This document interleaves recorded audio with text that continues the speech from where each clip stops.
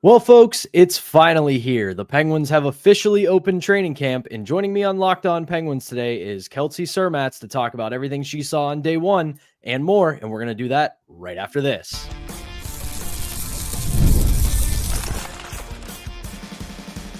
You're Locked On Penguins, your daily podcast on the Pittsburgh Penguins, part of the Locked On Podcast Network, your team every day. Hello and welcome back to another edition of the Locked On Penguins podcast. I'm one of your hosts, Patrick Damp. You can follow me on Twitter at synonym for wet. You can give our show's account a follow at LO_Penguins. And thank you for making this part of your daily routine. And don't forget that we are free and available wherever you get your podcasts, as well as YouTube. And before we get going today's episode is brought to you by Game Time. Download the Game Time app, create an account, and use code LOCKEDONNHL for $20 off your first purchase. As I said in the intro, joining the show once again, our good friend, Kelsey Surmacz. She is here, and you know her from social media. You know her from the hockey news. And hopefully today, you know her from her coverage of Penguins training camp, which has officially opened, and the first day is in the books from the UPMC Lemieux complex. And Kelsey, excited to have you back on the show and excited to get your thoughts today. So let's dive right into it.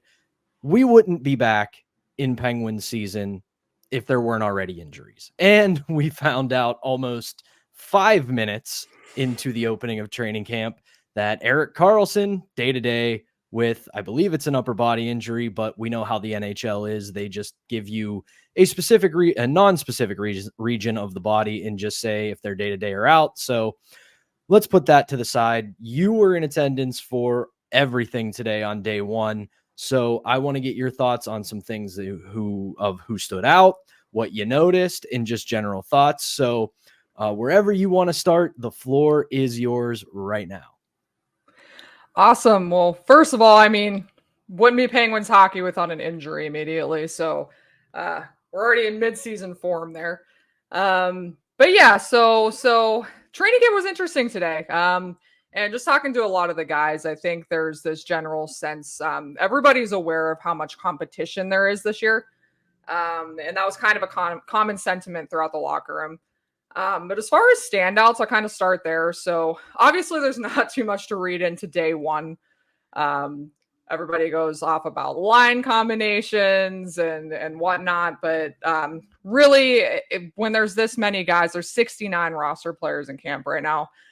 Can't read too much into anything at this point. But I did find it mildly interesting that Beauvillier started with Crosby and Russ today. And I guess again, you can't read too much into it, but that's kind of an intriguing combination for me. As many of you might know, Beauvillier scored 20 goals alongside Matt Barzal in New York. He plays a speed game. And honestly, he looked right in stride with Crosby and Russ today. So I'm kind of interested to see if that combination sticks at all. I know we've kind of gone through the carousel of Crosby's left wings this season, and there's a bunch of different options there, but he kind of stood out to me today. I thought he had a pretty good day. But I think for me today, Sam Poland really looked like he was kind of had an extra step today. He was carrying the puck well. His skating looked, at least to me, a little bit improved from last year. He skated in the scrimmage alongside McGroarty and Drew O'Connor. So to me, he was kind of the standout at camp today. He kind of was playing with a little extra intensity. And then later on, Team 3 practiced after the scrimmage. And I really like what I'm seeing from Blake Lizotte. I know he's someone I've mentioned a few times. And I think last time I was on here, I mentioned how much I like that signing. And you can tell that he just plays with a lot of intensity, tenacity. And he was kind of, a gear up on everybody today. He definitely stood out in that practice. So those are the two guys I kind of kept my eye on today. Yeah, I'm right with you. I have been singing the praises of the signing of Blake Lizotte since the day the ink dried on that deal, because he fits right into the mold of player that I have been saying this team has been sorely lacking for quite a while. And just to keep the inside joke for our listeners going, he's the kind of bastard that this team has been missing for quite some time. And I was really encouraged seeing reports from you and others that when he was on the ice for day one, he was bringing all of that. Now it's day one. Everybody's a little bit ramped up. Everybody's excited to be back. So like you said, even though we want to freak out about line combinations, it's day one. It could be completely changed in 2 weeks. It's definitely going to be changed in a month. So you don't want to get yourself wrapped around the axle when it comes to stuff like that. But keeping it on that train, I wanted to get your overall thoughts on this because you ended it with the thoughts of how Blake Lizotte looked with being kind of full go, full tilt, just really out there bringing the intensity. Was that kind of the vibe on the ice today? Because you could see it, especially in the way these guys, especially a lot of the ones who are returning, talked about how last year went. They really feel like they've got a lot to prove and that they have a goal in mind, that they want to get back to the postseason. And it kind of feels like the mood going into this is one of intensity and competition. Did you get that feeling watching practices and scrimmages today? Oh, absolutely. And I feel like, I mean, even Sully said it in his presser too, there's just more competition for roster spots this year than there's been in a lot of years for the Penguins. And that's a good thing. And I think you can kind of sense that intensity kind of in the locker room. Like I said, I spoke with a couple of the guys and they all kind of echoed the same sentiments. It was all just, there's a logjam of forwards. We all got to play for our spot on this team. And they were all kind of echoing that same thing. I actually talked to Cody Glass briefly too, which is another name. I'm kind of keeping an eye on him too, because again, with the logjam of bottom six forwards, it'll be interesting to see who does crack the roster. But he kind of said it himself too, like there's no guarantees with this roster. So I think they're kind of all very cognizant of the fact that nothing's set in stone this year. I think that's good for the organization. That's good for this team. It kind of lights an extra fire under them. I think that they haven't necessarily had the last couple of years. So I think everybody's kind of feeling that in the locker room, and you could definitely see it on the ice today. There was definitely an extra level of intensity, especially for those fringe guys. The Polans, the McGroartys, the Bros. So you can it's palpable. You can definitely feel it watching them and talking to them. I mean, I love to hear that. I'm trying to balance my overall excitement that we're finally going to get actual legitimate hockey and not be scrolling Twitter just to find out if there's any signings or PTOs.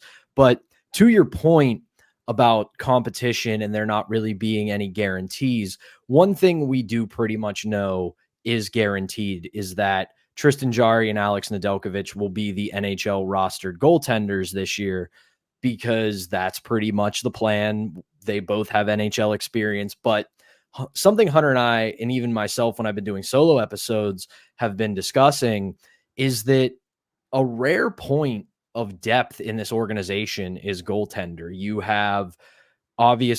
got Joel Blomqvist, who had a great year in Wilkes-Barre Scranton. They bring in Sergei Murashov into his professional career in North America this year. And I know that you wrote about a little bit about those two in camp today. Just give me some of what you observed with the two of them between the pipes, because I know that at the very least, and it's something we're going to talk about later on in the show, is that Sergei Murashov proved himself quite well in Buffalo in the Prospects Challenge. So what did you see from not so much Jarry and Nedeljkovic, but the other goaltenders who were on the ice today for day one? I'll tell you what, Murashov's legit. You can see it that he's athletic, he's quick. He makes great reads too, and honestly, like he just looks so confident in there, so poised for a guy his age and just in his position. And I think the interesting thing here too is, you don't want to look past guys like Gauthier either. I mean, I know he's injured right now. But I think there was kind of a general feel in the organization before the season started that Murashov wasn't even going to be here this year. So I think the fact that they now have him in the system, obviously you said it yourself, Joel Blomqvist is also there. And they basically have like 2 AHL starting goaltenders. So I think for my observations today, they were both locked in. And I don't want to, dare I say, more so than even the NHL starters, but I think they do have a little bit more to prove. But the Penguins are kind of in this unique position where they have goaltending depth for days. We haven't seen this in a long time. It gives them a lot of options. If they really are trying to compete, within the next year or so, which, I mean, given the fact that Crosby only signed for 2 years, it kind of almost makes you feel like there's a little bit of urgency to compete. So given that, I mean, it gives you flexibility for one of those guys to become a trade chip, or one of your NHL guys to become a trade chip, because there is legitimate talent at the goaltending position in both of those guys.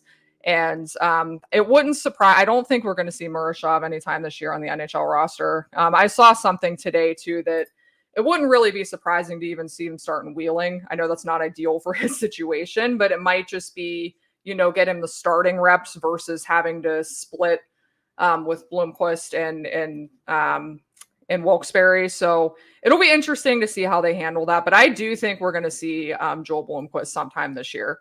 And, I wouldn't be surprised if that's sooner than we think. It definitely wouldn't surprise me for either of the goaltenders to see them step into a larger role, whether it is with Wilkes-Barre or even with the NHL roster, just because the talent is very much there and they very much don't, I think, save for Murashov, who still has to start his professional career in North America. But it does feel like both of them are starting to fit into the category of not having a whole lot left to prove at the minor league level. But very exciting. We got hockey back. The Penguins are back in town. Training camp is here. But that'll do it for this first segment. When we come back, we're actually going to go a little bit into the future and talk about the upcoming season and some players and some ideas we're going to keep our eyes on going into this season. But before we do that, we have to tell you about our first sponsor, and that is Game Time. Obviously, hockey's back, baseball's been back, football's back, and there is nothing better than seeing sports live and in person. And with Game Time, you can get tickets at some of the best prices. And with their new feature called Game Time Picks, it makes getting tickets for your favorite live events even easier. And Kelsey, I know you're a recurring guest on the show a little bit, but I've told our listeners this story to sad. Back in the old Mellon Arena days, I bought tickets from a scalper. Turned out, even though they scanned in, they were for a section and a row that did not exist. And I wish Game Time existed back then, because I would have been able to actually stay at the game. But I digress. There is so much to like about Game Time. Like I said, you've got Game Time Picks. Their curation makes it easier to save more on sports, concert, comedy, theater, and more. And when you toggle all-in pricing, it'll show you the feature up front, so you're not hit with any of those annoying fees at checkout. The seat view feature will get you a panoramic view in the app before you buy, and their lowest price guarantee. Make sure that you will get the tickets at the lowest price, or they will credit you 110% of the difference. So take the guesswork out of buying tickets with Game Time. Download the Game Time app, create an account, and use code LOCKEDONNHL for $20 off your first purchase. Terms apply. Again, create an account and redeem code LOCKEDONNHL for $20 off. Download Game Time today. What time is it? It's game time. All right, welcome back to the Wednesday edition of the Locked On Penguins podcast. I am your host, Patrick Damp. Wow, Hunter Hodes remains cooking somewhere on a beach right now. I am joined by Kelsey Surmacz of the Hockey News. And in our first segment, we talked about the present, opening day. Training camp is finally back. The boys are back in town. All the cliches that you may want to use on a day like today. But you also had a piece recently with you on the Hockey News where you are doing some incredible work, I must say. And you and your cohorts kind of talked about some breakout candidates that you're looking at for this upcoming season.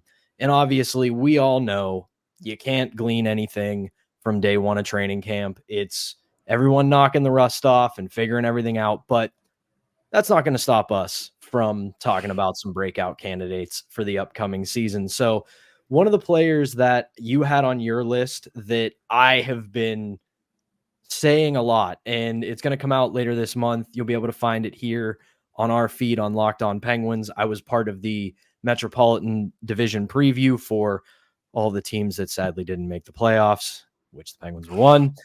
This guy I brought up is a player to watch in the Metro, and that is Rutger McGroarty. I'm beyond excited for this kid, and you have been doing a lot of study on him. So why do you have Rutger McGroarty as one of your breakout candidates?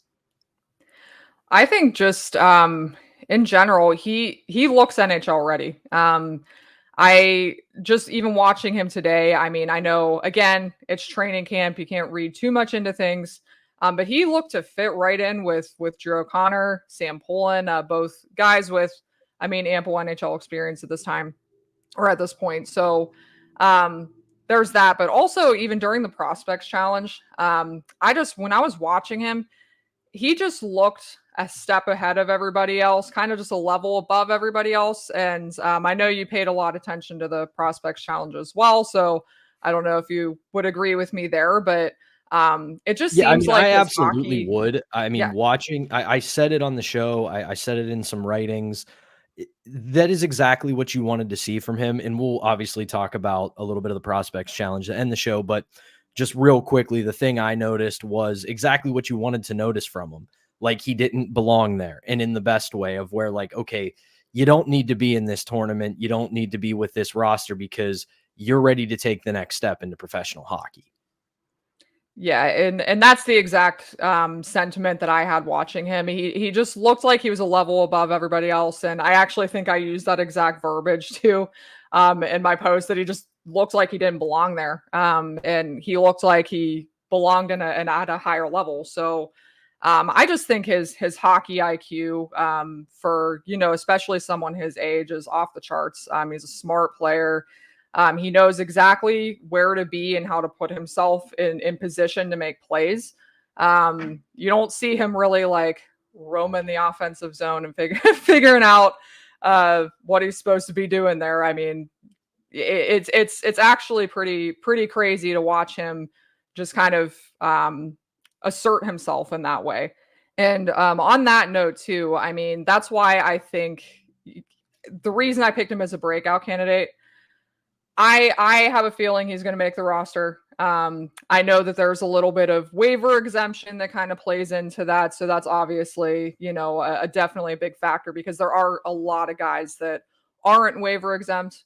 So that's definitely something to consider, but I just think he belongs there. And, you know, even if he starts on the third line, he's someone I think I could see that slots right next to Crosby. He's kind of the winger that sort of profiles well with him. He plays a physical game.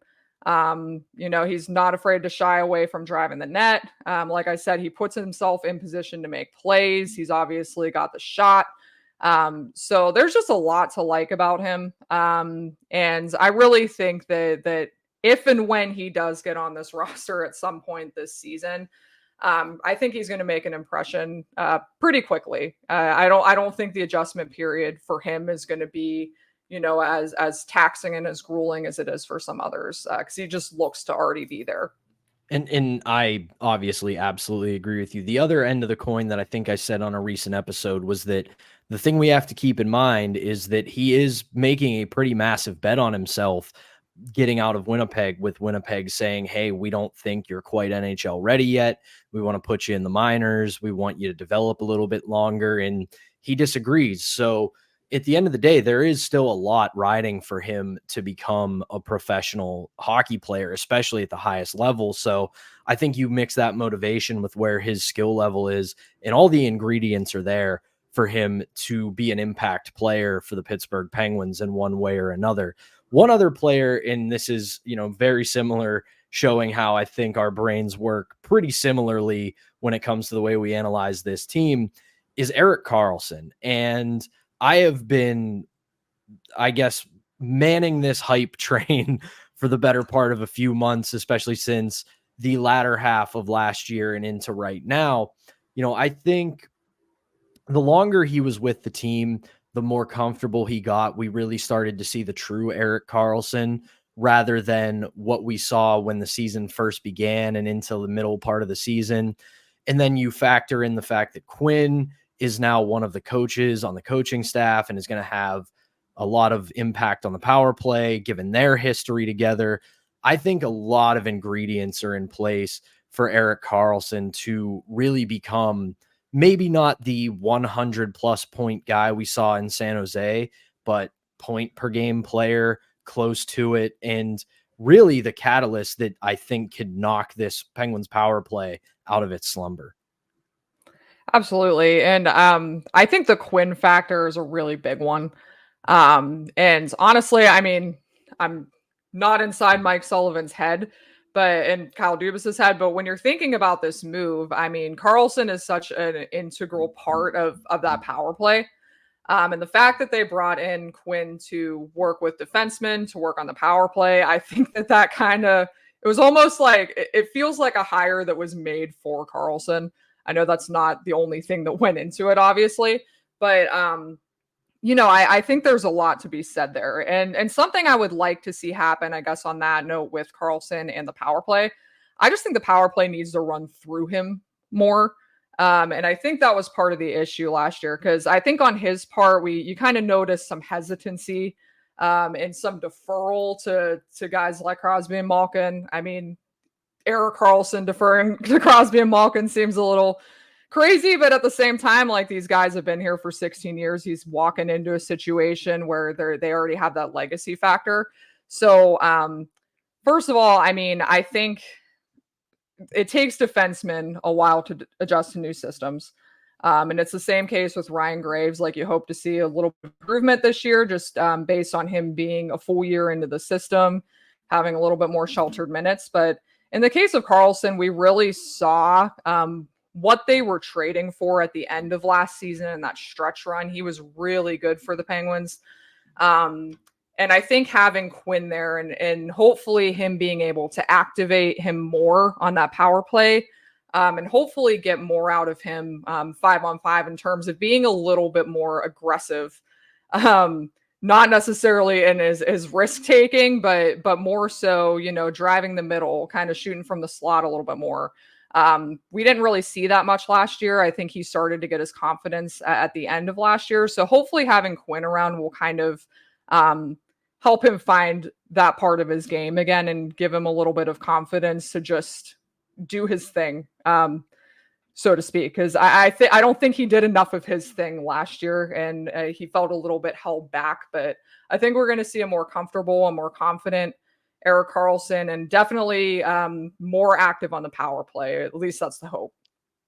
Yeah, that was my biggest critique, I guess, or analysis for improvement for the power play going into next year, is that whether it would have been whatever coach, if it had not been Quinn, if they hired whomever, would just to come in and say, listen, Erik Karlsson is the general of this power play. It runs through him. He runs it. Sid, go work your magic behind the net. Sid, work your magic behind the net. Gino, on the wall, do your thing, and let Erik Karlsson run this, and we will go from there. And I think that with Quinn in the fold and just another year under his belt, I think that's what we will see from him coming up this year. But overall, I mean, I think that, to build off a little bit of what your article said, I think that this is a sneaky year for the Penguins. I think there's a chance they could surprise a lot of the league, and this could be a much better team going into this year. But that is yet to be seen. We still have an entire training camp and preseason to get through. And we also just got through the Prospects Challenge, which Kelsey and I will discuss a little bit to end the show, and we will do that right after this. But until then, we have to tell you about our last sponsor, and that is FanDuel. You've heard us talk a lot about FanDuel, America's #1 sportsbook.